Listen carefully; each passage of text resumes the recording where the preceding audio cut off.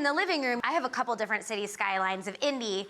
In my house, one's metal, one's wood, but this is a really easy way if you wanna get some paint on your brush. So the stencil you can get of any city, your city. Order the template online, get a canvas, whatever size you want. You tape it down with just some painter's tape, and ideally stay inside the tape, but you know, it's an artistic expression. Artistic choice. You can kind of, you know, go outside. That's a dangerous thing to say to a cook, dude. Right, again, super simple. You know what, I might have actually done it good enough that I can take my tape off, because we're supposed to just pull to this in case we messed up. But I think we both actually did a really good job. Yeah. So, and I'm feeling good about myself, dude.